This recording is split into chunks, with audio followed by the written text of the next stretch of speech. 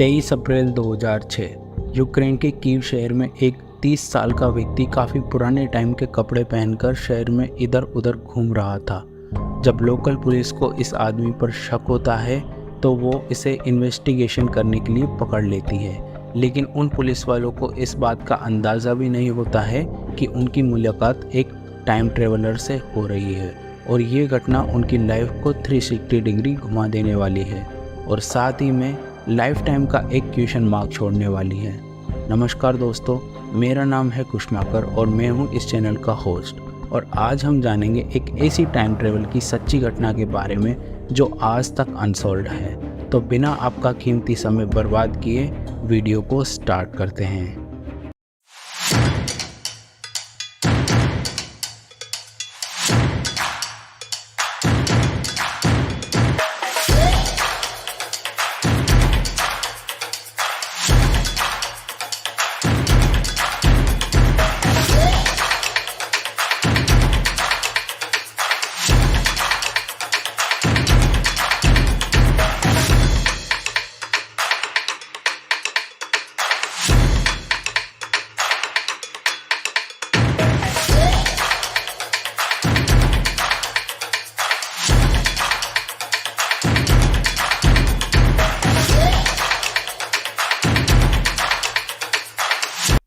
दोस्तों, हम सब ने कभी ना कभी टाइम ट्रेवल के बारे में तो सुना ही होगा। काफ़ी सारी टाइम ट्रेवल की मूवीज़ भी देखी होगी और सोचा होगा कि क्या सच में टाइम ट्रेवल पॉसिबल है और अगर पॉसिबल है तो कैसे। ऐसा ही आज का हमारा केस है। सर्जी प्योनमेरेंको एक 30 साल का व्यक्ति था जो यूक्रेन के कीव शहर की सड़कों पर काफ़ी सस्पिशियस तरीके से घूम रहा था। जब वहाँ की लोकल पुलिस ने उसे पूछताछ की तो उसने कहा, मैं 1958 से आया हूँ। और ऐसा सुनकर ऑफिशियल फर्दर इन्वेस्टिगेशन के लिए उसकी आईडी मांगते हैं और आईडी देखने के बाद में वो सब लोग अचंभे में पड़ जाते हैं क्योंकि ये आईडी एक ऐसी कंट्री की थी जो 2006 में एग्जिस्ट भी नहीं करती थी और वो कंट्री थी सोवियत यूनियन। अब दोस्तों, आपकी जानकारी के लिए मैं बता दूँ, प्रेजेंट टाइम का रशिया ही सोवियत यूनियन है जो 1991 में डिसॉल्व हो गया था और उसके बाद ही यूक्रेन, आर्मेनिया जैसे 15 कंट्रीज़ फॉर्म हुई। अब हालांकि आईडी का होना उस समय में कोई बड़ी बात तो थी नहीं, लेकिन गौर करने वाली ये बात थी कि उस आईडी में सर्जी की डेट ऑफ बर्थ 1932 की थी और उस हिसाब से उनकी प्रेजेंट में एज 74 के करीब होनी चाहिए थी, लेकिन सर्जी उस समय मात्र 30 साल के थे।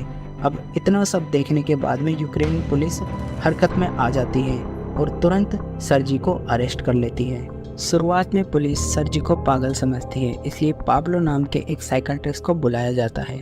जब पाब्लो सर्जी से पूछता है कि तुम पास से 2006 में कैसे आए, तब सर्जी पाब्लो को बताते हैं कि वो 23 अप्रैल 1958 को अपनी गर्लफ्रेंड वेलेंटिना क्यूरिस के साथ में थे।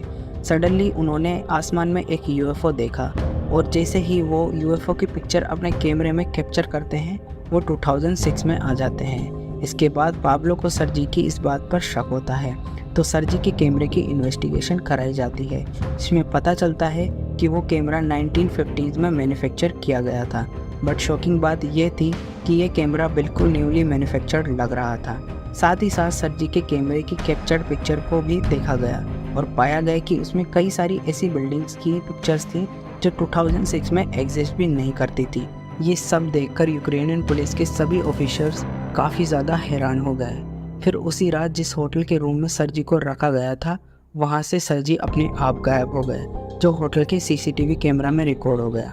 सर्जी को काफ़ी ढूंढा गया पर वो नहीं मिले।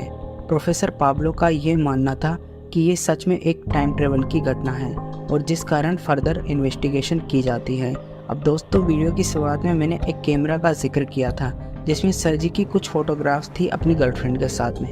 यूक्रेनियन पुलिस इन्वेस्टिगेशन करते हुए सर्जी की गर्लफ्रेंड वेलेंटिनो को ढूंढ लेती है, जो कि अब 74 साल की एक ओल्ड लेडी है। पूछताछ के दौरान वेलेंटिनो पुलिस को बताती है कि ये सच है कि 23 अप्रैल 1958 में सर्जी सडनली कहीं गायब हो जाते हैं और कुछ साल बाद वापस भी आ गए थे, जिसके बाद और कुछ सालों बाद फिर से गायब हो गए और फिर कभी नहीं मिले।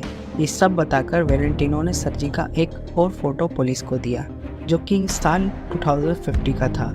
इस फोटो में क्लियरली सर्जी को देखा जा सकता था। इस फोटो में सर्जी के पीछे काफ़ी सारी बिल्डिंग्स मौजूद थी और वो थोड़े ओल्ड भी दिख रहे थे। अब इतना कुछ सुनने के बाद पुलिस ने वेलेंटिनो के बयान की पुष्टि करने के लिए 1958 के पुलिस रिकॉर्ड को चेक किया और उससे ये पता चला कि सच में सर्जी फियोमेनेको नाम का एक शख्स अचानक से लापता हो गया था। अब सवाल ये उठता है कि क्या सच में ये एक टाइम ट्रेवल की सच्ची घटना है? आज भी काफ़ी लोग इसे एक सच्ची घटना मानते हैं, लेकिन कई एक्सपर्ट का ये मानना है कि ये सिर्फ एक मनगढ़ंत कहानी है, क्योंकि सर्जी की गर्लफ्रेंड ने सर्जी की जो 2050 वाली फ़ोटो दी थी, उस फोटो में क्लियरली सर्जी के बैकग्राउंड को देखा जा सकता था कि सभी स्काईस्क्रैपर एक जैसे लग रहे थे, जिससे ये फ़ोटो एडिटेड लग रही थी। इसके साथ ही फ़ोटो की क्वालिटी 2050 वाली भी नहीं लग रही थी, ये एक 2006 के टाइम के कैमरे की ली गई फ़ोटो लग रही थी। हालांकि ये मिस्ट्री आज भी अनसॉल्व्ड है। अगर आपको इसी तरह का इंटरेस्टिंग कंटेंट देखना पसंद है तो हमारे चैनल को सब्सक्राइब करके वो बेल आइकन को ज़रूर प्रेस कर दें, ताकि फ्यूचर में आने वाली कोई भी वीडियो आप मिस ना करें। मिलते हैं नेक्स्ट वीडियो में, तब तक के लिए धन्यवाद।